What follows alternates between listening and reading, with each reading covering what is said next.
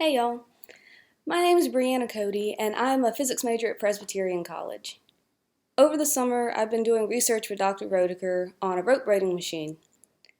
And this presentation is going to be about modifications to the rope braiding machine at Presbyterian College. So the overall goal of our research is to actually get to an equation for braiding rope so that pretty much companies won't have to spend extra time and money figuring out how to make the rope they want. This research's goal in particular is to modify the current circuitry and then also build a step-down pulley system for one of the motors that runs the braiding machine. So let me start off by saying I didn't build the circuit. I actually came into this research with the circuit already made, so I had to spend some time just looking at it and understanding it so that while I was modifying it and putting it on a different board, I wouldn't mess it up. Just as a general overview, if you on screen you can see a picture of the entire circuitry we used. It's actually pretty much composed of three main pieces. We have our Raspberry Pi, which is a small thing back in the corner, an analog to digital converter, which uses the MCP 3008 chip. It just takes in the analog signals from the servo motor control systems and turns it into digital, because the Raspberry Pi is sort of a mini computer, a microcomputer, that it only reads digital signals. So I had to transfer the signal to the proper language. And then the whiteboard in the center is composed of two LM741 chips. These are operational amplifiers that send the right voltage over to the servo motor control systems, which are back on that left table. The larger box beside those two systems is actually the power supply, which actually eventually will change out. Just another note on understanding the circuit is that the other three pictures on the screen are actually pinouts. Pinouts are just diagrams of the, excuse me y'all. Pinouts are just a diagram that tells you what pin on the item does what. I referenced these quite a lot during my research so that I didn't mess anything up. So, once I understood the circuit, I needed to actually create the new one.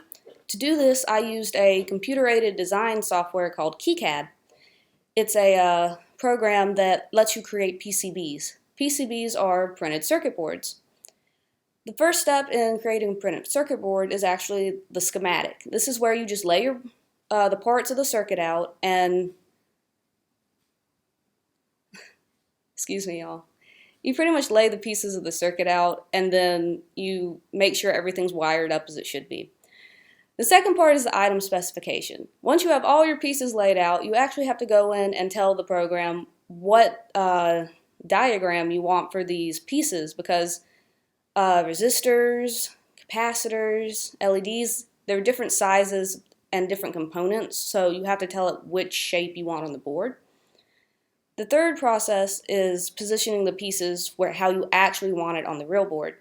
And at this step, we also wire the board and put the borders of the board on.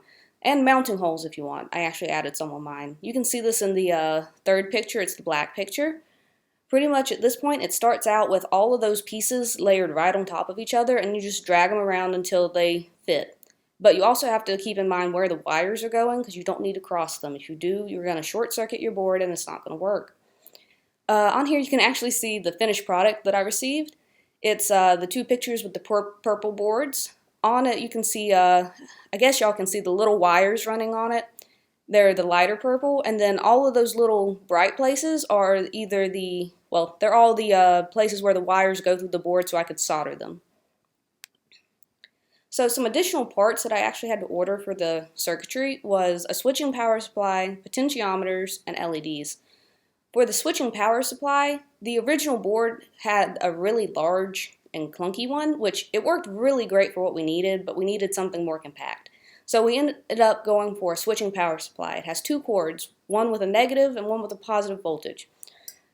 It was actually rated for a higher voltage than we needed, so that's why we had the potentiometers. We ended up using the potentiometers to cut back the voltage, and how this is done is either with calculating Ohm's law, which is the change in the voltage is equal to the current times the resistance. And then other than that, we actually plugged it into a board and plugged the power supply up to it. So that way it would, the middle pin would read out the proper voltage as we turn the knob on the top. And just as a side note, potentiometers are just resistors. All they do is limit the amount of voltage coming out of the output pin, the middle pin on the left side picture. Just for the LEDs, all we did with that is that one of the LM741s had an LED to show us what was lighting up at the right parts. The second one didn't, so we had to go in and add that one so that we knew what both motors were doing when we were running the system. So after I had all my parts together, I needed to actually solder them all onto the board, which is a little bit of a challenge because I'm not sure if y'all can see this, but these little pins on this on these components, they're pretty small, so it's going to be a little bit of a challenge to get all of this on this board. But once that's all in place, you're good to go. Just a few tips on soldering is that you need good airflow or else the fumes are going to make your head hurt. And also, you might be better off with 2 people because when you're trying to solder all that onto a board and hold the wires back, you sort of need more than 2 hands. It usually takes about 4 components. So, just as a side note, that's good for y'all. And there's a picture of the complete board on screen. I had already wired it up at this point so that I could go ahead and test it. So, pretty much, once it was done, like I said, I wired it up and I needed to test it. What we did to do this was run the motors, or actually run the code to run the motors at several different speeds. And then we watched the board, watched the motors, and see if they spun at the different speeds when told to. It worked great, but unfortunately the LEDs had a problem. When we shut the lights off, they weren't lighting up at all. And what I discovered on this was that I didn't choose the wrong type of mounting system for the LEDs, but there's 2 types of mounting systems. THT, which is through-hole technology, and SMT, which is surface mount. I had used surface mount for the LEDs, but I'd also did the wiring on the board, on the back, and the top. And what this meant is that on the places where I'd wired the LEDs from the bottom and the top, they weren't getting any voltage through them, meaning they weren't lighting up at all. So to fix this, as you can see on the screen, I actually got pieces of wire and just directly soldered the LEDs to where they were supposed to go. And we tested it again, and the LEDs lit up, and everything was good.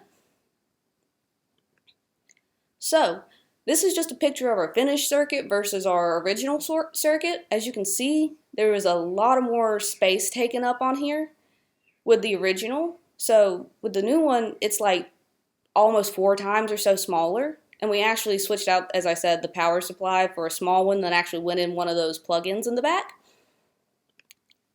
So, the next part of the excuse me, y'all. The next part of the research was planning the pulley system. Just as a beginning note to this, the motors for the system don't have a lot of torque at low speeds. So to actually rotate the capstan, which is just the wheel that takes the braids up, you actually have to have a lot of, torque. So to do this, we ended up creating the pulley system, which would allow the motor to run at a higher speed, but it would step down the final pulley, which would be running the capstan. And when we started designing this, we actually had to use like already made parts. And because of that, we had to make some modifications or creating some of the parts ourselves. For one of the pieces that we picked, it was the belt for the pulleys. We actually had to use an equation to figure out what length we needed because we were going with a 10-inch and a 2-inch pulley. Thus, we had to figure out how far around that would go, or else we'd get it wrong and it wouldn't fit, and then it wouldn't work.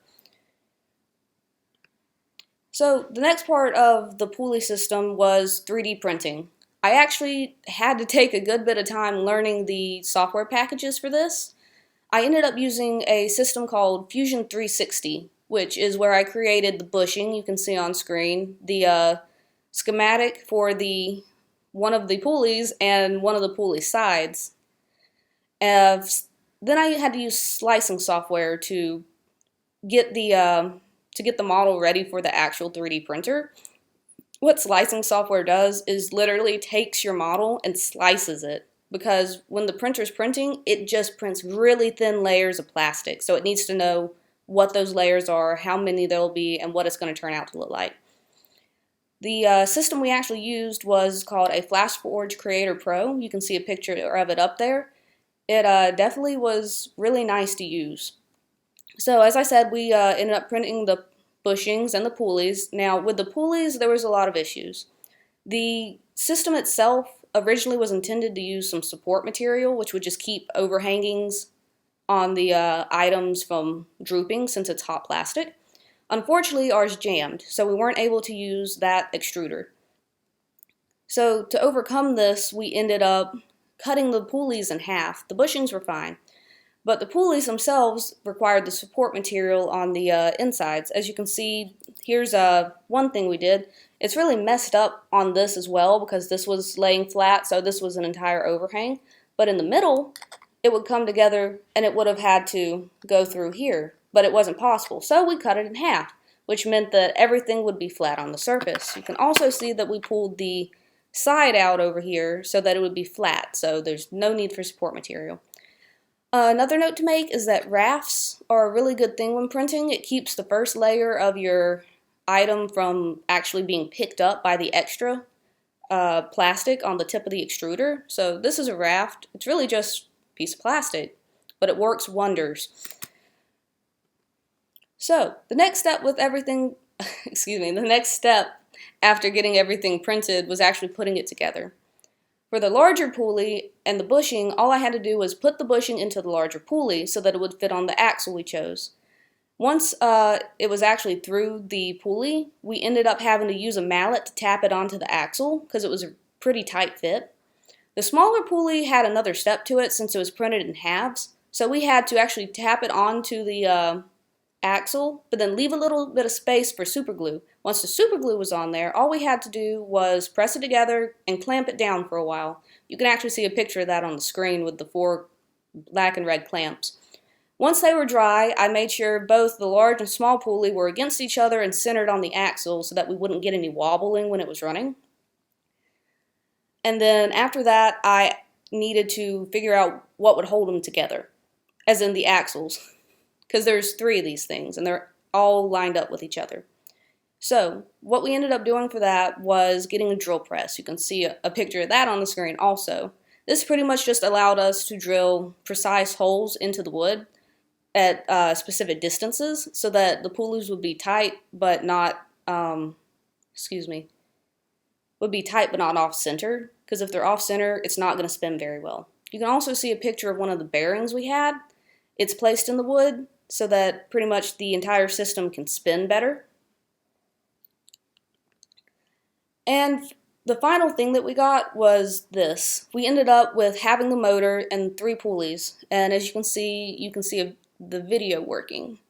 So the bottom pulley is spinning really fast. That's one of the motors, but the top pulley is spinning really slow. But that's what we want. We wanted this 5-to-1 ratio so that we could end up with a very slow capstan motor, because this braid isn't being made very quickly, so it has to spin really slowly. And it's actually going to be slower than that because there's a 4th pulley. That 4th pulley actually has to go on the same axle as the capstan motor, but we weren't able to get to that, so that'll be included in our further work. But what we do have does work, and it'll be installed later into the system. So just as an overall look, here's the further work that we might be doing.